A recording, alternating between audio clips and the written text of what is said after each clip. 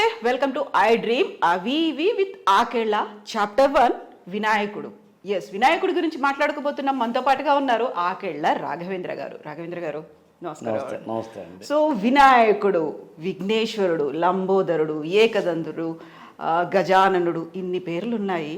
అలాగే విశిష్టతలు కూడా ఉన్నాయి, వివాదాలు ఉన్నాయి. వాటన్నిటి గురించి మాట్లాడు.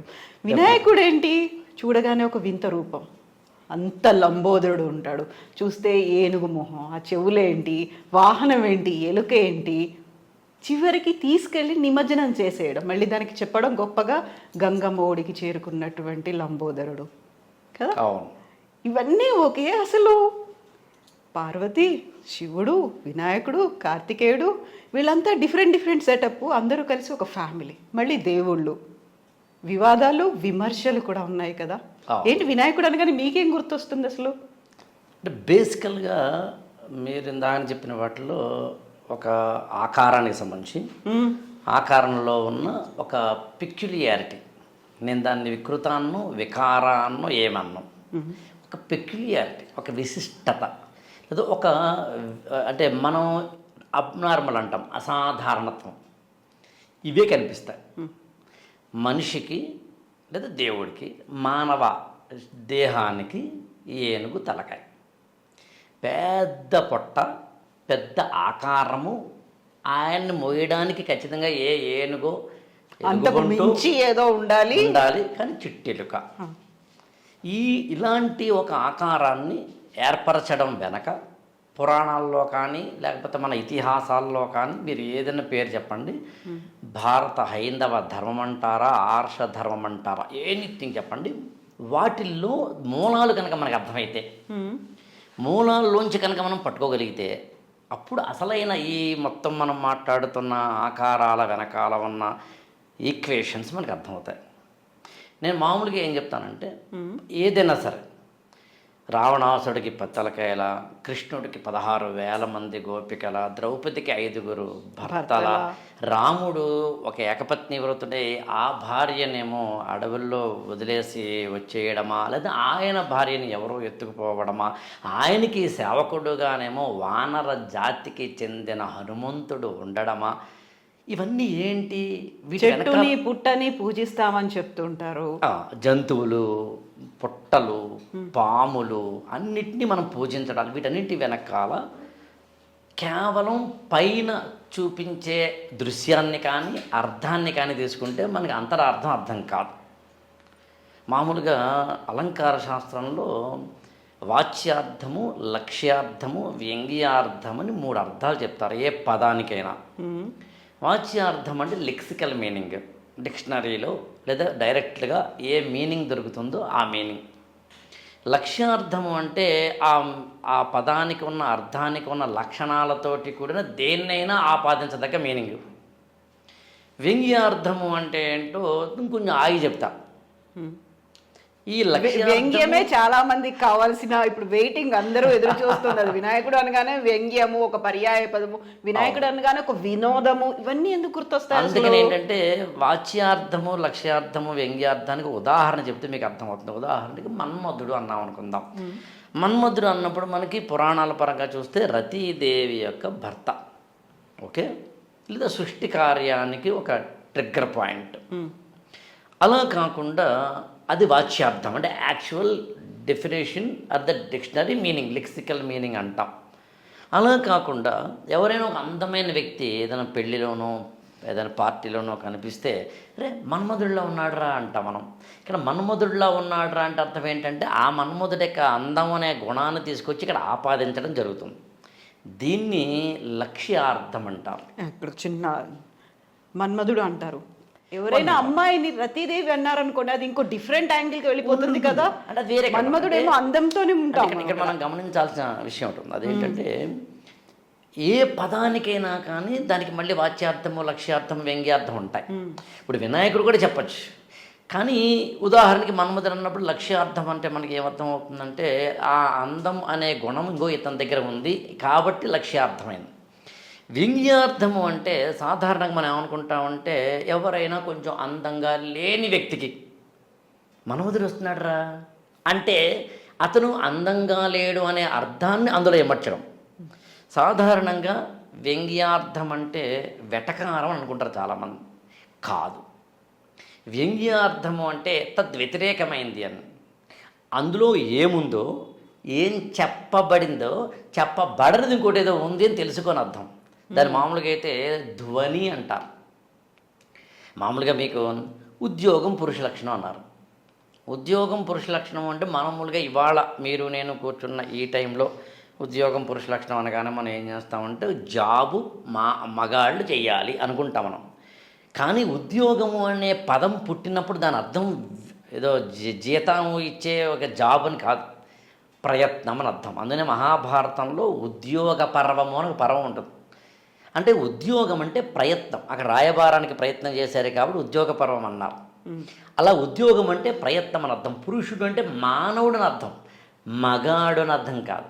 అందులో ఉద్యోగం పురుష లక్షణం అనే పదానికి ఏ అర్థం మారింది వాళ్ళ అంటే మనం అర్థం చేసుకునేది కాకుండా అది ఒరిజినల్గా ఎక్కడ పుట్టిందో ఆ అర్థాన్ని మనం అర్థం చేసుకోవాలి. అది యాక్చువల్గా ఉద్యోగం పురుష లక్షణం.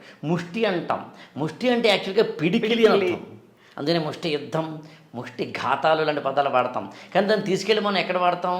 ముష్టి అంటే బెచ్చం అనే అర్థంలో అడుక్కోవడం అర్థంలో వాడతాం. అలాగే కంపు అనే పదం ఇవాళ యాక్చువల్గా మనకి దుర్వాసన అనే పదంలో వాడతాం. కానీ నన్నయ్య మహాభారతంలో దాన్ని సువాసన అనే అర్థంలో వాడారు.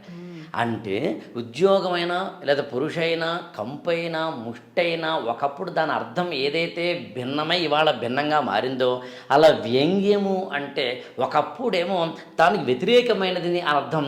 కానీ దాని వ్యతిరేకమైనది సాధారణంగా మనం ఏం చేస్తామంటే మన నిత్య జీవితంలో దాని ఆపోజిట్ మీనింగ్ తీసుకుంటాం. కాబట్టి ఇవాళ దానికి వెటకారని అర్థం వచ్చింది. ఇదంతా మీకు ఎందుకు చెప్పానంటే వాచ్యార్థము, లక్ష్యార్థము, వ్యంగ్యార్థాల్లో ఆ మూడవది ఏదైతే ఉందో దాన్ని యాక్చువల్గా ఆనందవర్ధనుడు లాంటి వాళ్ళు ధ్వని అనే పదంతో వాడతారు.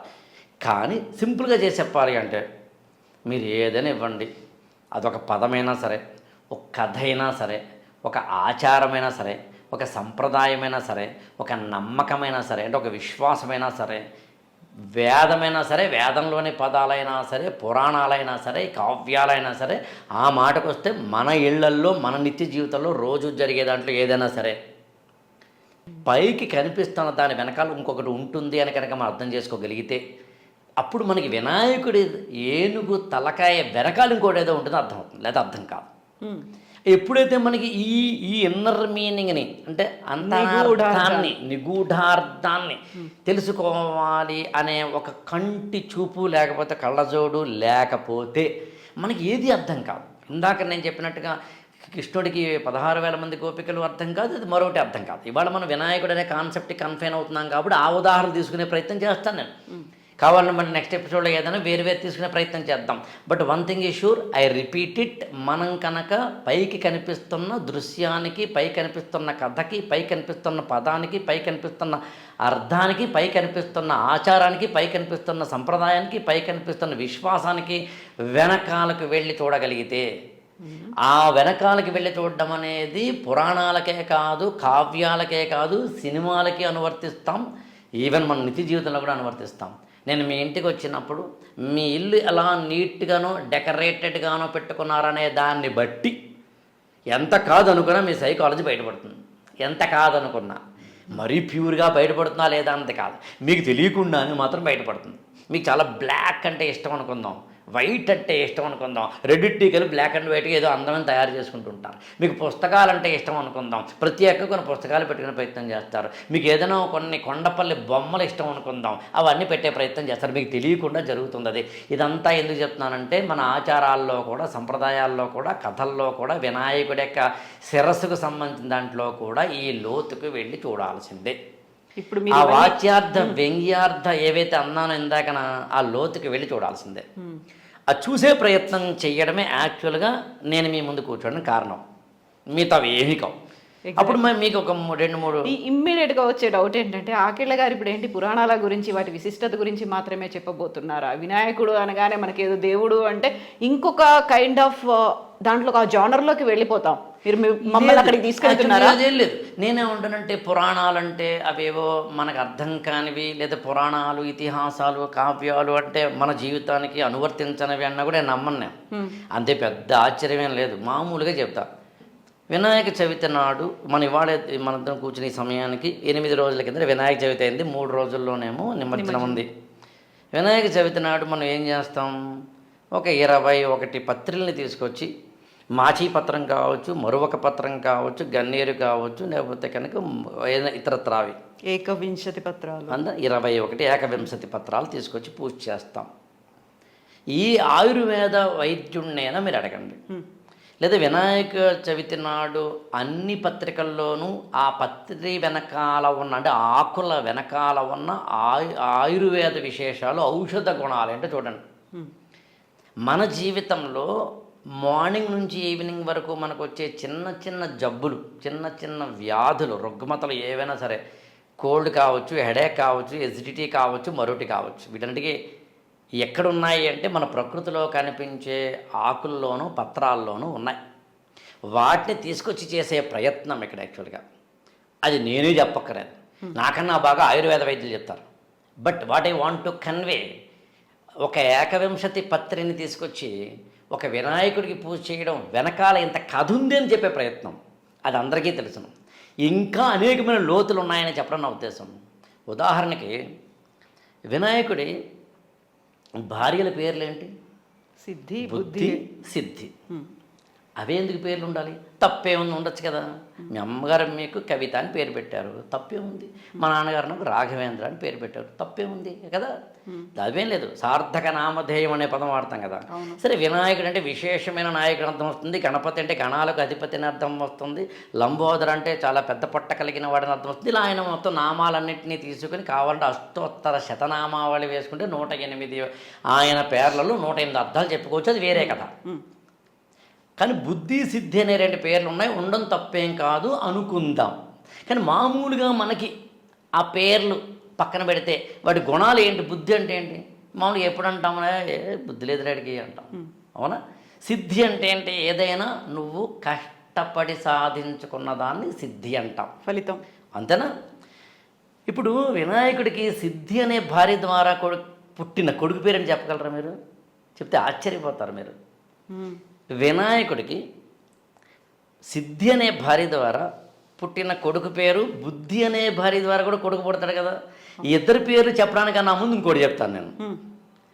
సూర్యుడి భార్యలు 2 ఉన్నారు. సూర్య భగవానుడికి పేరు ఛాయ, సంజ్ఞ. ఛాయ అంటే యాక్చువల్ నీడ అని అర్థం. సూర్యుడికి భార్యను నీడని పెట్టడంలోనే సూర్య, నీడ అనే రెండింటి యొక్క కాన్సెప్ట్ని చెప్పే ప్రయత్నం ఆనాటి ఋషి చేశారు, ఆనాటి పురాణాల్లో అలా చెప్పారు. అంతే తప్ప ఇక్కడ సూర్యుడు అంటే ఆయన గ్రహమా, నక్షత్రమా, మరి ఏంటి అనే ఈక్వేషన్స్ కాదు అక్కడ. ప్రాచీనమైన మానవుడికి ఆ సూర్యుడిని చూసినప్పుడు సూర్యుడికి సంబంధించిన తన యొక్క మనోభావాలు, తన అవసరాలు తీర్చిన విధానాన్ని బట్టి ఆయన పెట్టిన పేరు. అలాగే మీకు ఇంకో చెప్తే ఆశ్చర్యపోతారు, అగ్ని పురాణంలో కొన్ని పేర్లు ఉంటాయి. అసలు అన్ని పేర్లు పెక్యులర్గా ఉంటాయి. అందులో ఒక పేరు చెప్తాను మీకు, హింస. ఒక వ్యక్తి పేరు హింస. అతని భార్య పేరు చెప్పమంటారా? అధర్మం. వాళ్ళిద్దరికీ పుట్టిన కొడుకు పేరు చెప్పమంటారా? అనృతుడు. కూతురు పేరు అనృతం. అనృతుడు అంటే అబద్ధాలు ఆడేవాడు, అనృతం అంటేనే అబద్ధం ఆడే అమ్మాయి అని అర్థం. హింసకు అధర్మానికి మధ్యన పెళ్లి జరిగితే పుట్టిన పిల్లవాడు అసత్యుడు అని చెప్పడం ద్వారా ప్రాచీనమైన ఋషి వ్యాసుడు కావచ్చు, వాల్మీకి కావచ్చు, కపిలుడు కావచ్చు, గౌతమ మహాముని కావచ్చు, భారద్వాజసుడు కావచ్చు, సూత మహాముని కావచ్చు, ఎవరైనా వాడు చెప్పదలుచుకున్నది ఏంటంటే ఈ పేరుతోటి ఈ గుణాన్ని చెప్పి, ఈ గుణాల వెనకాల వ్యక్తుల ప్రతిబింబాలు చెప్పి, వీటి యొక్క రిజల్ట్స్ ఇలా ఉంటాయని చెప్పే ప్రయత్నం. చందమామను చూపించడానికి వేలినితోటి చూపిస్తాం, చందమామను చూపించడానికి కావాలంటే స్కేల్తో కూడా చూపించవచ్చు. కానీ వేల్ని, స్కేల్ని మాత్రమే నువ్వు చూస్తూ ఊరుకున్నావా, చందమామను చూసావా అన్నది పాయింట్. అన్నం మీరు వండారు, కడుపు నింపడానికే. కానీ ఆ అన్నమే నిజాన్ని కడుపు నింపడానికే కనుకైతే రోజుకొక రకం, లేకపోతే కనుక వెరైటీలు, లేకపోతే కనుక కూరలు వండాల్సిన అవసరం లేదు. ఎవ్రీడే ఒకటి వండితే చాలు. అసలు ఏదో ఒకటి తినొచ్చు కదా. కాబట్టి అర్థం వెనకాల అంతరార్థం, అంతరార్థం వెనకాల పరమార్థం ఉంది. వాచ్యార్థం దాటి లక్ష్యార్థం దాటి వ్యంగ్యార్థం. చూడు, వ్యంగ్యం అంటే వెటకారం కాదు, అంతరార్థాన్ని చాలా ఏమంటారు మ్యాగ్నానిమస్గా చూపించేది. ఎక్కడ ఆగాను నేను? బుద్ధి సిద్ధి దగ్గర ఆగి నేను ఎక్కడికి వచ్చాను? హింస అధర్మాల దగ్గరికి వచ్చాను.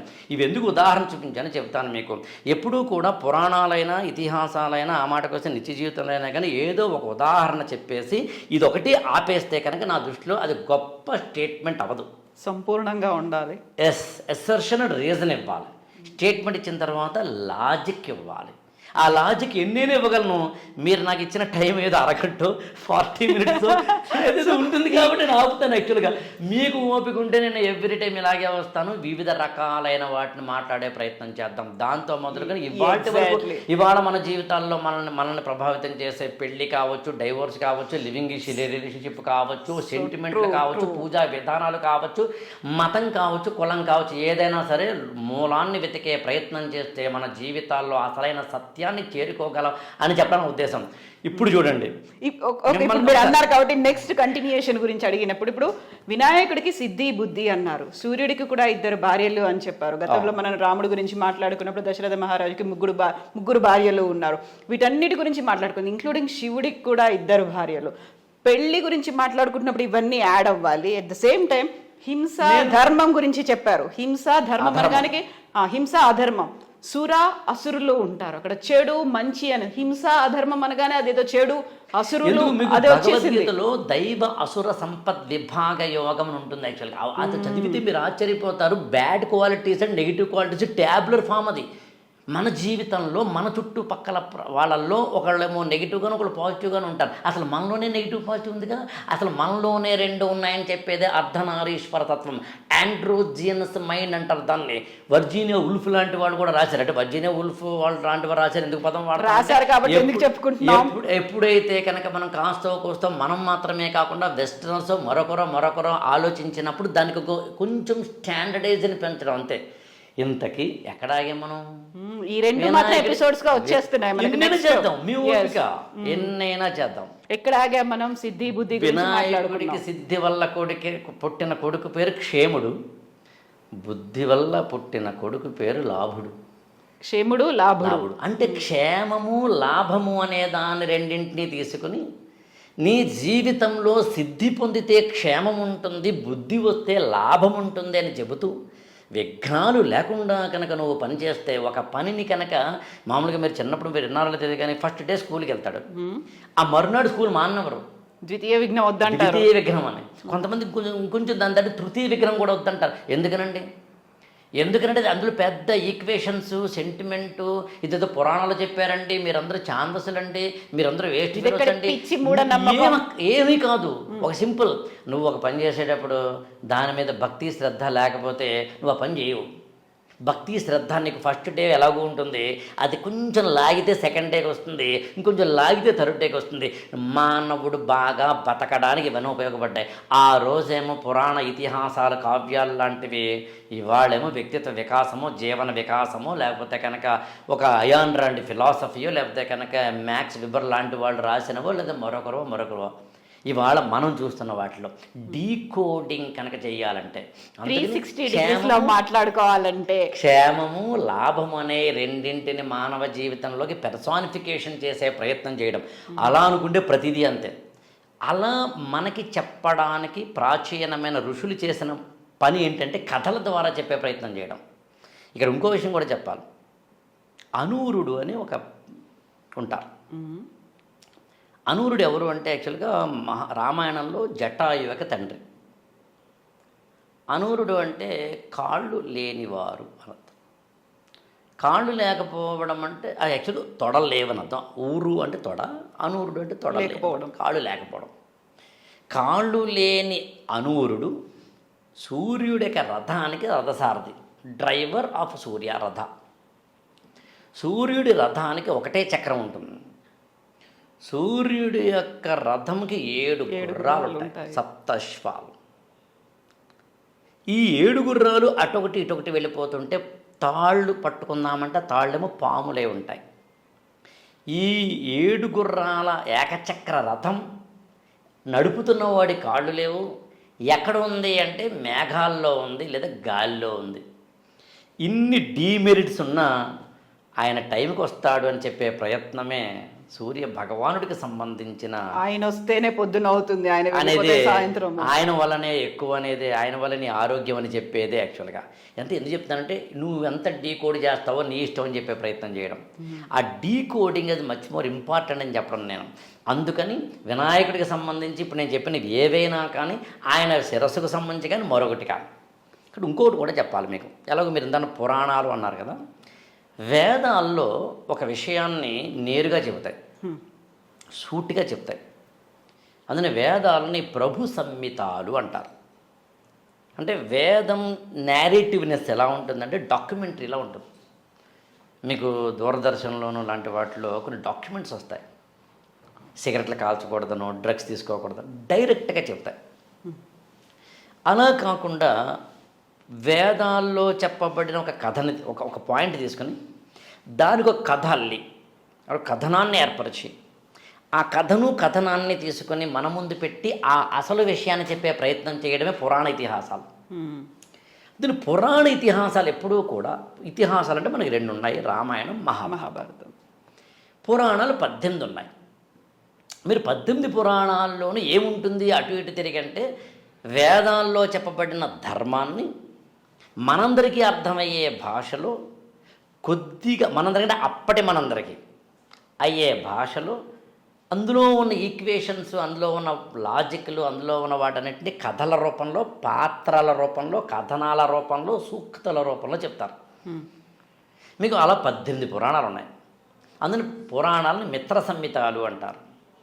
ఆ పురాణాల్లో ఉన్న ఇంకొంచెం కథను తీసుకుని దాన్ని ఇంకా అందంగా అల్లి చెబితే దాన్ని కావ్యాలు అన్నారు.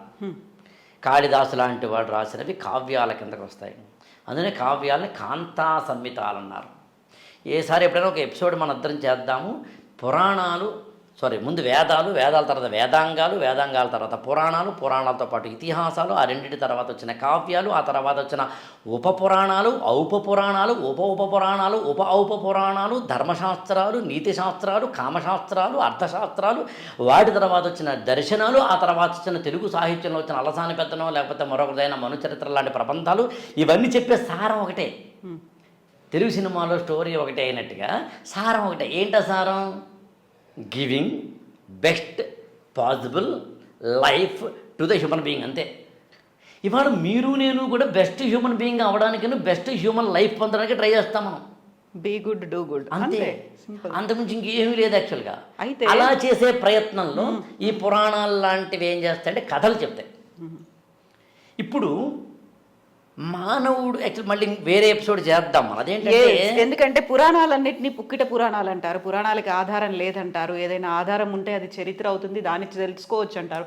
ఈ ఆధారాలు లేని పురాణాల కోసం మనం మాట్లాడుకోవాల్సిన అవసరం ఉందా అనేది కూడా. నేనేంటంటే పురాణాలకు ఆధారం ఉండాల్సిన అవసరం లేదంటాను నేను. ఎందుకంటే మంచిగా ఆధారం ఏంటి? ఇప్పుడు నువ్వు మంచిగా బతుకని చెప్పాలి నేను. ఏమంటే ఉదాహరణకి మామూలుగా మనకు అర్థమని చెప్తాను. మీ అబ్బాయి 4 ఏళ్ళు అనుకుందాం, 5 ఏళ్ళు 10 ఏళ్ళు అనుకుందాం, పోనీ వాడు రోజు బ్రష్ చేసుకోరా అని చెప్పాలి. మా అమ్మ నేను చేసుకోను అంటాడు అనుకుంది ఉదాహరణకి. బ్రష్ చేసుకోవడం వల్ల లాభాలు ఏంటది కావాలంటే మీరు చెప్పండి, ఒక 4-5 చెప్తారు వాడికి. చెప్పిన తర్వాత ఇది ఏ సైన్స్ పుస్తకంలో ఉందో చెప్పు. నా అమ్మ ఏ ఎండి చేసిన జనరల్ ఫిజిషియన్ ఉంటారు కదా, వాళ్ళు చెప్పింది నేను నమ్ముతాను అంటే సరే చెబుదామా చెప్పకూడదు పక్కన పెడదామా. నేనేమంటానంటే మంచికి ఆధారం అక్కర్లేదంటాను, చెడ్డకి ఆధారంతో పని లేదంటాను. చెడ్డ ఎప్పటికైనా జీవితంలో వెళ్ళిపోతుంది. నేను మళ్ళీ చెప్తానండి, సమాజంలోంచి చెడ్డ ఎప్పటికీ వెళ్ళిపోతుంది. మన కంటికి అప్పటికి చెడ్డలా అనిపిస్తుంది. అది ఐ రిపీట్ ఇట్, మన కంటికి అప్పటికి చెడ్డలా అనిపిస్తుంది. ఎవరు తీసేయట్లేదే అనిపిస్తుంది. There will be a point తీసేస్తారు. There will be a point. మామూలుగా నిమజ్జనాలు జరుగుతాయి, గణపతి నవరాత్రులు జరుపుతారు. గణపతి నవరాత్రుల్ని అనేకమైన మండపాలు పెట్టి జరుపుతారు, అనేక రూపాల్లో పెట్టి జరుపుతారు. ఈ మండపాలను, గణేష ఉత్సవాలను ప్రజలను జాగృతం చేసి, ఏకం చేసి, ఈ జాతికి సంబంధించిన జీవనాడిని అందించేందుకు, దేశభక్తిని అందించేందుకు, జాతీయతను అందించేందుకు దీన్ని ఉపకరించవచ్చని 1890ల ఆ ప్రాంతంలో బాల గంగాధర్ తిలక్ ఆలోచించి, అందుని ఇవాళ కేవలం తెలుగు నేలలో, తెలంగాణలోనూ, ఆంధ్రప్రదేశ్లో మాత్రమే లేదుగా, రాజస్థాన్లోనూ ఉంది. అంటే ఆ రాజస్థాన్ అనే పదం ఎందుకు వాడంటే ఎడారి లేదా నీళ్లు లేని ప్రాంతాల్లోనని చెప్పడం కోసం. ఇంకా ఉత్తరప్రదేశ్లో ఉంది, బెంగాల్లో ఉంది, మహారాష్ట్ర అయితే చెప్పనే అక్కర్లేదు, కోనే పరహై. అంటే ఎందుకు చెప్తున్నాను మీకు అంటే, జాతిని జాగృతం చేయడానికి ఆ రోజున దీన్ని ఉపకరణంగా వాడారు, ఉద్యమ సాధనంగా వాడుకున్నారు. తర్వాత మీరు ఆశ్చర్యపోతారు, తెలంగాణలో ఆత్మకథల్లో ఆనాటి తెలంగాణ అని ఒక బుక్ ఉందండి. బొమ్మన్న గారి బాలశ్రీనివాసమూర్తి అని రాశారు. చాలా మంచి పుస్తకాల్లో పుస్తకం. తెలంగాణ ప్రాంతీయుల్లో పెద్ద పెద్ద వాళ్ళందరూ రాసిన ఆత్మకథల్లో తెలంగాణను ఎలా ప్రతిబింబించారో చెప్పే పుస్తకం అది. ఆత్మకథల్లో ఆనాటి తెలంగాణ. మందుమూల నరసింహారావు లాంటి వారు, లేకపోతే మాడపాటి హనుమంతరావు గారు లాంటి వారు, రావి నారాయణ రెడ్డి గారు లాంటి వాడు, మొత్తం అనేక మందికి సంబంధించి ఆ పుస్తకంలో అప్పట్లో 1920లు 10లు ఆ ప్రాంతాల్లో తెలంగాణలో హైదరాబాదు, వరంగల్ లాంటి ప్రాంతాల్లో గణేశోత్సవాలు ఎలా జరిగాయో రాశారు అందులో. అంటే ఇవాళ గణపతి మండపాలని మనము కేవలము ఇవాల్టిగా చూడడానికి లేదు, అది చూడకూడదు. అది దాని వెనకాల ఒక దేశభక్తి ఉంది, దాని వెనకాల ఒక సామాజిక శక్తి ఉంది, దాని వెనకాల ఒక ధర్మం ఉంది, దాని వెనకాల ఒక ఏకీకృతం చేసే నిబిడీకృతమైన అత్యున్నతమైన శక్తి ఉంది. రిలీజియన్ కాదు, రిలీజియన్ మాత్రమే కాదు, లాంగ్వేజ్ మాత్రమే కాదు.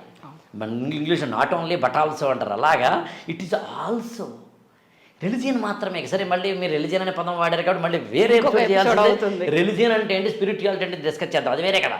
But what I want to convey, నాకు ఇప్పటికీ అంటే మండపాలు మీరు ఆశ్చర్యపోతారు. నాకు మా ఏరియాకి చెందిన ఒక అబ్బాయి ఈ మండపాలు పెట్టడానికి ఒక 1 వీక్ ముందు మొత్తం అన్ని, అంటే అక్కడ ఎక్కడైతే వాళ్ళ ఇంట్లో వాళ్ళ వీధిలో పెడతారో పెద్ద మండపం పెడతారు కదా, మొత్తం అంతా తిరుగుతారండి. దాదాపు ఒక 7-8 వీధులు తిరుగుతాడు అతను. ఎవరెవరు ఎక్కడ పెడతారో కనుక్కుంటాడు. ఆల్రెడీ తెలుస్తుంది కదా వాళ్ళకి, గత 10 ఏళ్లలో పెడుతుంటారు కాబట్టి. అన్న నువ్వు ఎక్కడ పెడతావు కదా, అన్న నువ్వు అక్కడ పెడుతున్నావు కదా, అన్న నువ్వు అక్కడ పెడుతున్నావు కదా అని ఎవరెవరు ఎక్కడ పెడుతున్నారో చూసుకొని ఎక్కడి నుంచి ఎవరికి ట్రాఫిక్ డిస్టర్బ్ కాకుండా ఉండేలాగా రూట్ మ్యాప్ తయారు చేసి ఆ రూట్ మ్యాప్ని ఒక చిన్న పేపర్లో వేసి పంచిపెడతాడు అతను. తన ఇంటి ముందు పెట్టే ఒక వినాయకుడికి సంబంధించినది తన ఇంటికి ముందు వెళ్ళే కార్లకో 2 వీలర్లకో ఇబ్బందులు కలుగుతున్న మాట కొంతవరకు నిజమే అయినా టోటల్గా అందరికీ ఎక్కడ ఇబ్బంది కలగకుండా ఉండేందుకు మొత్తం అందరినీ సంయోగపరిచి చేస్తాడు. 11 రోజుల మాట. మరి అటువంటిప్పుడు అంటే ఏంటి, ఒక వ్యక్తి మండపాల విషయంలో సామాజిక బాధ్యతను కూడా ఏర్పరిచాడుగా. అతను అడిగాను, సార్ నేను ఎందుకు చేస్తాడంటే దాదాపు సార్ 7-8 ఏళ్ల కిందట మా అమ్మగారికి హార్ట్కి స్ట్రోక్ వస్తే అర్ధరాత్రి పూట వెళ్దామంటే అంబులెన్స్ రావడానికి ఒక మండపం అడ్డుపడిందండి, అందుకని నేను అప్పటి నుంచి ఇలా చేస్తున్నానంటే ఇప్పుడు మా అమ్మగారిని ఏదో ఎత్తుకుని మండపాన్ని దాటి అంబులెన్స్ తీసుకెళ్ళాం. బట్ కొంచెం బాధ వేసింది, బట్ గాడ్స్ గ్రేస్ బతికేరండి అని. అక్కడ అతను కూడా అన్నమాట, అది ప్రతి ఏడాది వినాయకుడు ఎందుకు పెడతాం మేమంటే నమ్మకం. ఆ వినాయకుడు నాకు విఘ్నాలన్నీ తొలగిస్తాడని నమ్మకం. ఆ దేవదేవుడు నా ఇంటిలో నాకు బుద్ధిని సిద్ధిని ఇస్తాడని నమ్మకం. లాభక్షేమాలను పుత్రులుగా ఇస్తాడని నమ్మకం. నేను ఏమంటానంటే భగవంతుడిలో శక్తి ఉందో లేదో నాకు తెలియదు, కానీ నమ్మకంలో శక్తి ఉంది. అందుకు నువ్వు వినాయక మండపాన్ని దగ్గరికి వెళ్ళినప్పుడు అక్కడ ఎన్నైనా సరే నువ్వు ఉన్నవి పక్కన పెట్టి ఒక అనుక్షణం అరక్షణమైనా సరే ఆ వినాయకుడి మీద మాత్రమే దృష్టి పెట్టి నీ మొత్తం లోపల ఉన్న నిబిడీకృతమైన నిద్రాణమైన శక్తిని జాగృతపరుచుకొని ఒక అరక్షణం ఈయన నాకు విఘ్నాలు పోగొడతాడు అనుకో, పోగొడి తీరుతాడు. నమ్మకం నీలో ఉంది, నువ్వు నమ్ముతున్న దేవుళ్ళో ఉంది, నువ్వు నమ్మాల్సిన ఆచారంలో ఉంది. ఈ ఆచారాలు సంప్రదాయాలు ఇలా చూడమని చెప్పడంలో ఉంది తప్ప మరొకటి కాదు. సో అందుకని నేనేం చెప్పదలుచున్నాను మీకు ఒక్క మాటలో అంటే, మనకి పురాణాలు ఏవైతే ఉన్నాయో అవి కథన రూపంలో చెప్తాయి. ఇప్పుడు కథన రూపంలో చెప్తాయి కాబట్టి మళ్ళీ మీరు టాపిక్ వినాయకుడు అన్నారు కాబట్టి దాన్ని కన్ఫైన్ అవ్వాలి. కాబట్టి నేను వినాయకుడికి సంబంధించి ఇప్పుడు డబ్బు అనగానే మనకు ఒక లక్ష్మీదేవి దేవుడిగా పెట్టుకున్నాం. చదువు అనగానే సరస్వతీదేవి. చదువులంటే సరస్వతి, శక్తి అంటే పార్వతి, పార్వతి. సృష్టి అంటే బ్రహ్మ, స్థితి అంటే విష్ణుమూర్తి, లయకారుడు అంటే శివుడు. ఇట్లా మీరు దేవతలందరూ దేవుళ్ళందరూ ఏదో ఒక గుణానికి, ఒక ఎనర్జీకి ఉపయోగపడుతుంది. నన్ను ఏమంటారంటే టెంపుల్ అంటే ఏంటి, సింపుల్గా ఈక్వేషన్ చెప్పండి అని ఏదో ఒకసారి నన్ను ఎవరు అడిగారు ఏదో ఒక సభలో. ఏం లేదు, మొత్తం ప్రపంచంలో ద మోస్ట్ నెగిటివ్ ఎనర్జీని కలిగింది ఏదైనా ఉందంటే అది హాస్పిటల్. హాస్పిటల్లో లోపలికి వెళ్ళేవారు రోగార్తులైతే కనుక బాధలో వెళ్తారు, లోపల ఉన్నవాళ్ళు రోగులు బాధల్లో ఉంటారు, వాళ్ళని చూడ్డానికి వెళ్ళేవాళ్ళు కూడా బాధలోనే ఉంటారు. అన్ని బాధలు, అన్ని వేదనలు, అన్ని కన్నీటి మయంతో కూడిన ఒక నెగిటివ్ వైబ్ కలిగినది హాస్పిటల్. ఇప్పుడు తిరగేయండి, లోపలికి వెళ్ళేవాడు ఆ ఎనర్జీ నాకు వస్తుంది, ఆ శక్తి నాకు వస్తుంది, నా కష్టాలన్నీ తీరిపోతాయి, నా బాధలన్నీ తీరిపోతాయి, నా ఆవేదనలన్నీ తీరిపోతాయి, నా అత్యద్భుతమైన జీవితం బాగుపడబోతోంది అనేది ఒకనొక పాజిటివ్ వైపుతో లోపలికి వెళ్తాడు ఆశావహ దృక్పథంతో. బయట నుంచి వచ్చేవాడు అమ్మా ఎంత ఆనందంగా ఉందో, అబ్బా ఏం దర్శనం కలిగిందో, ఆ దర్శనం కలగడంతో ఎంత ఆనందం వేస్తుందంటే నాకు అత్యద్భుతమైన ఆనందం, నాకు అంత ఆనందం కాదు యాక్చువల్గా, నా కష్టాలన్నీ తీరిపోయి అని ఛాతీ వెడల్పు పెట్టుకుని బయటకు వస్తాడు, వెన్నుపాము నిటారుగా పెట్టుకుని వస్తాడు. ఎక్కడ జరుగుతుంది? టెంపుల్లో జరుగుతుంది, గుడిలో జరుగుతుంది, ఒక శక్తి కేంద్రం. ఎగ్జాక్ట్లీ. గుడి అనేది ఒక శక్తి కేంద్రం, ఒక పాజిటివ్ వైబ్. అందుకు నేను ఏమంటానంటే, నేను ఏం చెప్పదలుచున్నానంటే, నువ్వు ఇలా నమ్మి వెళ్ళమని చెప్పడమే నా ఉద్దేశం. ఇలా నమ్మి వెళ్ళు, ఇలా నమ్మి వెళితే నీకు జరుగుతుంది, ఇలా నమ్మకం నీలో ఉంది, నీ సబ్కాన్షియస్ మైండ్లో ఉంది, నీకు ఈ నమ్మకాలు ఏర్పరిచేందుకు వీలుగా దాన్ని నిర్మాణం చేశారు. మనకి మామూలుగా కాలేజీలు ఎలా ఉంటాయి, ఒక లైబ్రరీ తోటో లేకపోతే అక్కడ ల్యాబ్ తోటో లేకపోతే అక్కడ పచ్చని మొక్కలతోటో ఉంటే అడ్వాంటేజ్ ఏంటి, చదువుకోవాలనే కోరిక కలుగుతుంది. అలా కాకుండా ఈ పక్కన ఒక చిన్న పబ్బు పెట్టి ఆ పక్కన అందులోనే కాలేజ్ క్యాంపస్లు ఇవన్నీ పెడితే ఎలా ఉంటుంది, చదువుకోవాలనేది పోతుంది. మామూలుగా కాలేజీ స్టూడెంట్స్ని ఎవరైనా ఏదో అలా మంచి నీట్గా డ్రెస్, నీట్గా యూనిఫామ్, నీట్ షేప్డ్ ఎందుకంటారు, నీ యొక్క బాడీ లాంగ్వేజ్లో, నీ యొక్క డ్రెస్సింగ్లో నీకు తెలియకుండా నీ ఇన్నర్ ఫీలింగ్స్ దాగి ఉంటాయి. అందరూ గుడికి వెళ్ళేటప్పుడు మంచి బట్టలు వేసుకుంటాం, గుడికి పండగ వచ్చినప్పుడేమో మంచి డ్రెస్సులు వేసుకుంటాం, తలారా స్నానం చేస్తాం, ఇల్లంతా అలుకుతాము, మారేడు అని చెప్పాను చూడండి, అవన్నీ కలిపి అత్యద్భుతమైన పత్రి లేకపోతే కనుక తులసి లాంటి వాటితో చేస్తూ ఉంటాం. అలా అన్నింటికి అంటే లక్ష్మికో లేకపోతే సరస్వతికో లేదా ఎలాగైతే ఒక్కొక్క శాఖలు ఇవ్వబడిన, డిపార్ట్మెంట్లు ఇవ్వబడిన లాగా నాకు తెలిసి ఆదిమ ఋషికి, మన ప్రాచీనమైన మానవుడికి, భారతీయుడికి అంటే నిరంతరం లోపలికి వెళితే మీ నాన్నగారు మన తల్లి అలా వెళ్తే కనుక పైకి వెళ్ళేసరికి కొన్ని వందల సంవత్సరాల కిందట ఒక వ్యక్తికి, మానవుడికి విఘ్నాలను పోగొట్టే ఒక దేవుడు కావాలి అనిపించింది. విఘ్నాలను పోగొట్టే ఒక దేవుడు కావాలి అనిపించినప్పుడు అలాంటి విఘ్నాలను పోగొట్టే వ్యక్తి జననానికి సంబంధించింది, అంటే గణనాథుడి యొక్క జననానికి సంబంధించి. మామూలుగా ఏదో ఒక పురాణంలోనే ఎక్కడ ఉండాలి కదా, ఫస్ట్ ఎక్కడ ఉండాలి కదండి, ఒక ఆది అనేది ఉంటుంది. గణపతి యొక్క జననానికి సంబంధించి 3 పురాణాలు చెప్తాను. వాయు పురాణం, వరాహ పురాణం, బ్రహ్మవైవర్త పురాణం. బ్రహ్మవైవర్త పురాణము ఇది చెప్పినప్పుడు యాక్చువల్గా పురాణాలు 18 అండి. మామూలుగా ఏంటంటే భవిష్య పురాణము, భాగవత పురాణము, మత్స్య పురాణము, మార్కండేయ పురాణము, బ్రహ్మ పురాణము, బ్రహ్మాండ పురాణం, బ్రహ్మవైవర్త పురాణం, విష్ణు పురాణం, వామన పురాణం, వరాహ పురాణం, వాయు పురాణం, అగ్ని పురాణం, నారద పురాణం, పద్మ పురాణం, లింగ పురాణం, గరుడ పురాణం, కూర్మ పురాణం, స్కాంద పురాణం అని 18 పురాణాలు. అష్టాదశ పురాణాలు. ఈ అష్టాదశ పురాణాలు 18 పురాణాల్లో 6x3 కేటగిరీలు ఇవి. తామస పురాణాలు, రాజస పురాణాలు, సాత్విక పురాణాలని. తామస పురాణాలన్నీ శివుడికి బేస్ అయి ఉన్నవి, శివుడు మాత్రమే ఉంటాడని కాదు. రాజస పురాణాలన్నీ విష్ణుమూర్తిని బేస్ అయి ఉంటాయి. సాత్విక పురాణాలన్నీ బ్రహ్మ కొంతవరకు అగ్నిదేవుని బేసే ఉంటాయి ప్రధానంగా. వీటిలో చిన్న చిన్న కేటగిరీస్ ఉన్నాయి, వేరియేషన్స్ ఉన్నాయి. అది నేను పురాణాలు అనే టాపిక్ని మీరు మాట్లాడతానంటే నాకు అవకాశం ఇస్తే ఆ రోజు చూద్దాం. అది మినహాయిస్తే మీరు నమ్మరు, బ్రహ్మవైవర్త పురాణం మనకి సాత్విక పురాణాల కిందకు వస్తుంది. వరాహ పురాణం రాజస పురాణాల కిందకు వస్తుంది. వాయు పురాణం తామస పురాణాల కిందకు వస్తుంది. మామూలుగా శివుడు ఇవన్నీ కూడా తామసత్వాన్ని కలిగి ఉంటాయి. శైవతత్వాన్ని గురించి చెప్పినప్పుడు మనం ఎప్పుడు మాట్లాడదాము. అంటే 3 పురాణాల కేటగిరీస్ వేరని చెప్పడం నా ఉద్దేశం. కథలు ఉన్నాయని చెప్పడం నా ఉద్దేశం. వినాయకుడి జననానికి సంబంధించిన వేరు వేరు కథలు ఉన్నాయని చెప్పడం నా ఉద్దేశం. కథలు వేరైనా కథనం వేరైనా అల్టిమేట్ చెప్పే పాయింట్ ఒకటే అని చెప్పడం నా ఉద్దేశం. అంటే చెప్పే విధానం, వేదవ్యాసుడు మనందరికీ ఆ పురాణాలను అందించేటప్పుడు ఒక్కొక్కరికి ఒక్కొక్క విధంగా అర్థమవుతుంది. ఇప్పుడు మనందరి వాళ్ళ ఇక్కడ కూర్చొని మాట్లాడుతున్నాం, కెమెరా ఉంది, ఐ డ్రీమ్లోంచి మాట్లాడుతున్నాం, ఇక్కడ వ్యూవర్స్కి అనుగుణంగా మనం మాట్లాడతాం.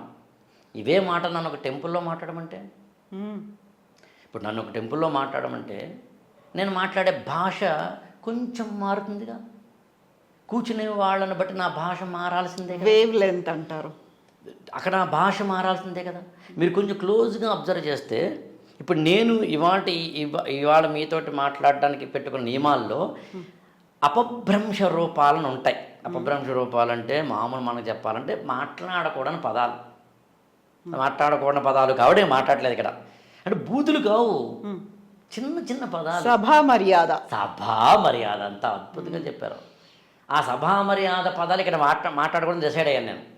నన్ను ఒకసారి అనపర్తి అని కాకినాడ దగ్గర ఊరుంటే, ఆ ఊరిలో వాళ్ళు పూర్తిగా ఆధ్యాత్మిక సంబంధించిన ఒక ప్రోగ్రామ్కి నన్ను ఒక చీఫ్ గెస్ట్గా మాట్లాడమని పిలిచినప్పుడు నేను చెప్పాను, ఏమండి నా ఉపన్యాసాల్లో సినిమా డైలాగులు లేకుండాను కొంచెం అపభ్రంశ రూపాలు లేకుండానంటే కనెక్ట్ అవ్వడానికి వీలుగా, ఆడియన్స్ కనెక్ట్ అవ్వడానికి వీలుగా వాళ్ళ లాంగ్వేజ్, నిత్య జీవితంలో మనం మాట్లాడే లాంగ్వేజ్ను వాడకుండా నేను ఉండను, నా స్పీచ్ అలా ఉంటాయి, మీకు వర్కౌట్ కాదు, నేను రానని చెబితే లేదండి పర్లేదండి యూత్ కూడా వస్తారు, ఇవాళ పర్లేదని మరీ అంత కాదని. అయినా నేను ఏం చేశానంటే ఒక పని చేద్దామండి, నేను మాత్రం నాకు నియమం పెట్టుకుంటానని చెప్పి ఒక్క అపభ్రంశ రూపం కూడా రాకుండా ఉండేలా, ఒక్క సినిమా డైలాగ్ కూడా రాకుండా ఉండేలా మాట్లాడేందుకు ప్రయత్నించి, ఇంతైతే ఇన్ని కబంధ హస్తాలు పెట్టేసుకుంటే, ఇన్ని తాళ్ళు సంఖ్యలు అని చెప్పి అరగంట కన్నా మాట్లాడనని చెప్పి స్టార్ట్ చేశాను. 2 గంటలు మాట్లాడాను. ఎక్కడ అది తెలిసి అందులో అయితే కనుక ఇంగ్లీషు పదాలు కూడా వాడలే. What I want to convey, సభను బట్టి, పరిస్థితిని బట్టి, సభా స్థలాన్ని బట్టి, ప్రేక్షకులను బట్టి, వింటున్న వారిని బట్టి, వాళ్ళ యొక్క పర్పస్ ఆఫ్ ద లెర్నింగ్ని బట్టి మన యొక్క టాక్ అంటే ఇక్కడ 2 అర్థాలు ఉన్నాయి. మాట్లాడటం, మాట్లాడే తీరు 2 మారాలి. కంటెంటు మారాలి, ఎక్స్ప్రెషను మారాలి. ఎంత ఎందుకు చెప్తానంటే, పురాణాలలో ఈ 3 రకాలైన పురాణాల్లో గణపతికి సంబంధించిన 3 కథలు ఎందుకుంటాయి అంటే 3 రకాలైన భావోద్రేకాలను అందించేందుకు ఉపయోగపడేవి కాబట్టి. సత్వ గుణము, రజో గుణము, తమో గుణాలకు సంబంధించింది. ఈ 3 గుణాల కలయిక ఈ దేవుడిలో ఉంది అని చెప్పడానికి సంబంధించి. వినాయకుడు కూడా అంతే. యాక్చువల్గా సత్వగుణము ఉంది ఆయనలో, తమో గుణము ఉంది ఆయనలో, రజో గుణము ఉంది. అది ఎలా ఉందో కూడా చెప్పే ప్రయత్నం టైం ఉంటే చేద్దాం. కానీ 3 పురాణాల్లో మామూలుగా మనందరికీ తెలిసిన కథతో స్టార్ట్ చేద్దాం. ఏంటంటే పార్వతీదేవి నలుగు పిండి పెట్టుకోవడము, ప్రాణం పోయడము, రావడము, శివుడు ఇది మనకు తెలిసింది. ఆ తలకాయని తీసేస్తే అప్పుడు పార్వతీదేవి బాధపడితే ఒక ఏనుగు తలకాయని తీసుకొచ్చి ఇవ్వడం. ఒక్క మాటలో చెప్పాలంటే శివుడు తన కొడుకు యొక్క తలను నరికి ఏనుగు తల పెట్టడం అనేది వాయు పురాణంలో ఉన్న కథ. అదే మీ కనుక ఒక్కసారి బ్రహ్మవైవర్త పురాణంలోకి వెళితే, బ్రహ్మ విష్ణు మహేశ్వరులు 3 మానవాళికి గణాధిపతుడి అంటే విఘ్నాలు లేని ఒక మనిషి జీవితం ఉండాలన్న ఉద్దేశంతో ఒక దేవుణ్ణి, గణనాయకుణ్ణి, విఘ్నాధిపతిని ఏర్పరిస్తే బాగుంటుంది అనుకున్నప్పుడు పార్వతీదేవి కడుపున పుట్టిన పుత్రుడే ఈ గణాధిపతి, ఈ విఘ్ననాయకుడు అవుతారు. కానీ శనీశ్వరుడు వచ్చి ఆ వినాయకుడిని చూడటం వల్ల, ఆ శనీశ్వరుడి యొక్క దృష్టి వల్ల ఆ వినాయకుడి యొక్క తలకాయ తెగిపోతే అప్పుడు శివుడు కాదు, శ్రీహరి అంటే విష్ణుమూర్తి పుష్పభద్రా నదీ తీరానికి వెళ్ళి ఏనుగు తలకాయని తెచ్చి ఈ శిశువుకి పెట్టడం జరిగింది అని మనకి బ్రహ్మవైవర్త పురాణంలో ఉంటుంది. ఇక్కడ శనిని చేసేసారు అక్కడ. ఇక్కడ శని. అలా కాకుండా వాయు పురాణం ఇది కాకుండా ఇంకో వరాహ పురాణంలో శివపార్వతులు తమకి పిల్లలు పుడితే బాగుంటుంది అనుకున్నప్పుడు శివుడు ఆకాశం కేసి చూస్తే ఆకాశముక పుత్రుడి రూపాన్ని దలుచుకొని వీళ్ళింట్లో పుడితే అప్పుడు ఆ ఆకాశమే పుత్రుడిగా జన్మించాడు. ఆయనే విఘ్నాధిపతి. ఇతను చాలా అందంగా అత్యద్భుతంగా పుట్టినప్పుడు చాలా బాగుంటే అందరూ చూసి భలే ఉన్నాడు అంటుంటే శివుడికి అనిపించిందట ఇతనికి ఎక్కువ దిష్టి తగులుతుందేమో అని అతనికి ఒక తలకాయ ఏమో తీసేసి ఏనుగు తలకాయ రావాలని, బాణపొట్ట రావాలని ఇట్లాంటివి ఇచ్చారు అని. మీరు గమనించండి, వాయు పురాణమైన, వరాహ పురాణమైన, బ్రహ్మవైవర్త పురాణమైన ఈ 3 పురాణాల్లోనూ కథ వేరు, కథనం వేరు, పాత్రలు అటు ఇటు జరిగాయి, కానీ కంటెంట్ ఒకటే. చూడండి, ఎండ్ పాయింట్ ఏంటండి? పిల్లవాడు పుట్టడము, శిరోఖండనం జరగడము, ఏనుగు శిరస్సుని పెట్టడము, ఆకారం ఇందాకని మీరు అన్నట్టుగా కొంచెం టిపికల్గా కనిపించడం, నేను వింతాను, వికృతాన్ని, వికారాన్ని ఆసక్తి గొలిపేలా అంటాను నేను. I'm very much clear about my language. ఎందుకంటే నేను ఎందుకు అలా చెప్పదలుచుకోనంటే ఆకారాన్ని వికారం మనం ఎలా అనగలం, వికృతిని ఎలా అనగలం?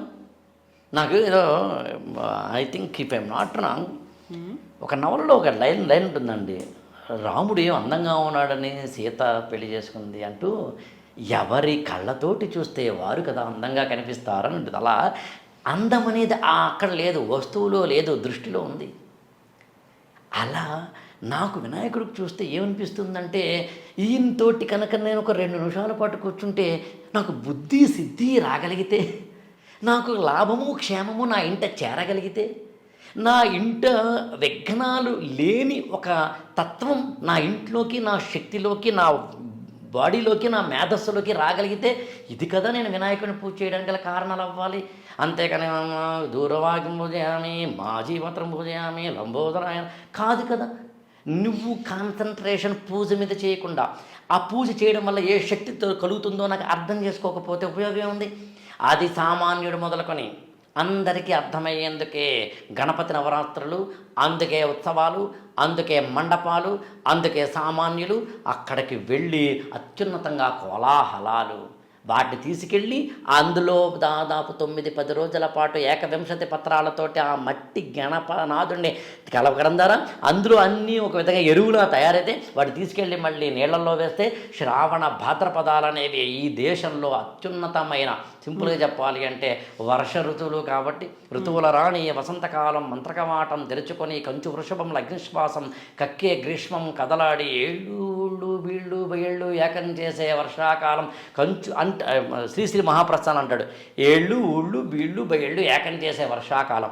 శ్రావణ భాద్రపదాలు అనేవి భారతదేశంలో సౌత్ వెస్ట్ మాన్సూన్ వచ్చే రోజులు కాబట్టి వర్షాలు విపరీతంగా పండితే కనుక మొక్కలన్నీ అత్యద్భుతంగా ఉంటాయి కాబట్టి, పండ్ల తోటలన్నీ అత్యద్భుతంగా ఉంటాయి కాబట్టి ఈ పండ్లు ఈ ఆకుల్ని తీసుకొచ్చి ఔషధ గుణాలన్నింటి వాటిని తీసుకొచ్చి ఎక్కడెక్కడ మట్టి పేరుకుపోయిన మట్టి అన్నింటినీ కుర్రాళ్ళందరూ వెళ్ళి తీసుకొచ్చి కోలాహలంగా తీసి ఇక్కడవైపు తీసుకొచ్చి వాటన్నింటినీ మట్టి గణనాథుల్ని చేస్తే ఆ గణనాథులతోటి వీళ్ళు పూజ చేస్తే ఈ 9 రోజుల పాటు ఎవరో ఒకరు చెప్పిన ప్రవచనాలు వినడం ద్వారా, అసలు పౌరాణికత అంటే ఏంటో తెలుసుకోవడం ద్వారా ఈ జాతి జీవనాడి అయిన భారతీయ ధర్మాలను ఇదిగో ఈ 9 రోజులు వినడం ద్వారా పుస్తకాల్లో చెప్పనివి, స్కూళ్ళల్లో చెప్పలేనివి ఏవైనా ఉంటే జీవితానికి సంబంధించినవి ఇక్కడ పెద్దవాడు చెబితే ఈ పిల్లలు వింటారు కదా నా ఉద్దేశంతో గణనాథుణ్ణి మనం నిమజ్జనము, ఆ నిమజ్జనంతో మళ్ళీ నీళ్లలో కలపడం, ఆ కలపడం ద్వారా మళ్ళీ అన్ని ఔషధ గుణాలతోటి, మినరల్స్ అంటే ఖనిజ లవణాలతోటి అవుతుంది. కాబట్టి నాకు మీరు అవకాశం ఇస్తే ఏ పత్రిలో ఏ ఔషధ గుణం ఉంటే ఏ ఖనిజాలు ఉన్నాయో కూడా నా దగ్గర లిస్ట్ ఉంది. కానీ నాకన్నా అది ఆయుర్వేద వైద్యులు లాంటి వాడు చెప్పడం ధర్మం, లేదా ఏ అగ్రికల్చర్ యూనివర్సిటీ లాంటి వాడు చెప్పడం అర్థం.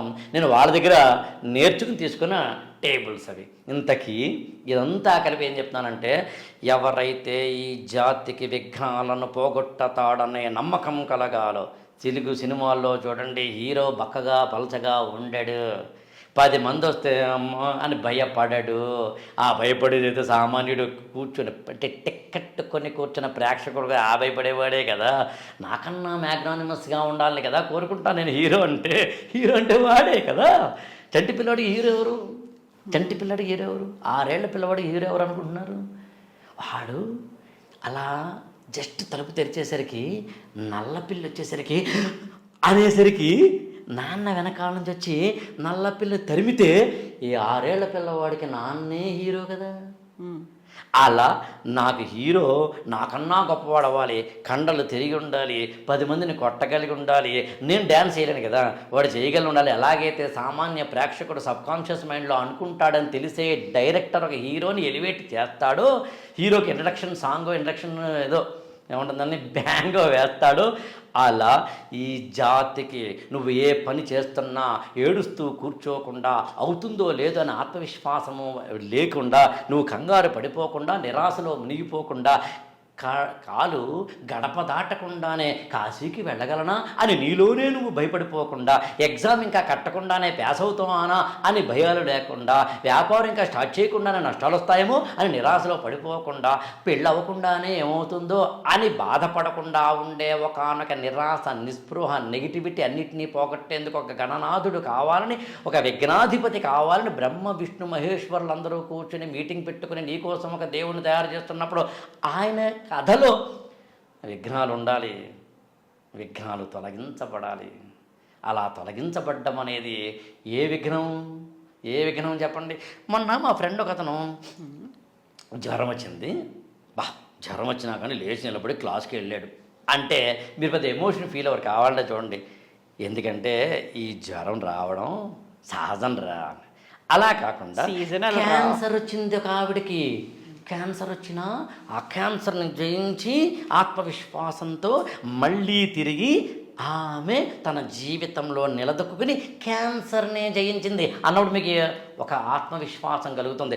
అలా ఏ కష్టమైనా సరే, ఆర్థిక నష్టము, శారీరక కష్టము, మరొక కష్టము వచ్చిన వాడైతే కనుక ఆ మాత్రం కష్టాలు మాకు ఉన్నాయి సార్ అంటారు. కానీ ఏ పిల్లవాడైతే పుట్టిన వెంటనే అసలు ఎంత ప్రమాదం రాకూడదో, ఎంత విఘ్నం రాకూడదో అలాంటి విఘ్నాన్ని ఎదుర్కొన్న కుర్రాడు, పసిపిల్లవాడు, బాలకుడు, బాల గణపతి తలకాయే పోతే, ఇక్కడ తలకాయ పోయినా కూడా, శిరస్సు పోయినా కూడా ఈ పిల్లవాడు ఇదిగో మళ్ళీ లేచి నిలబడ్డాడు.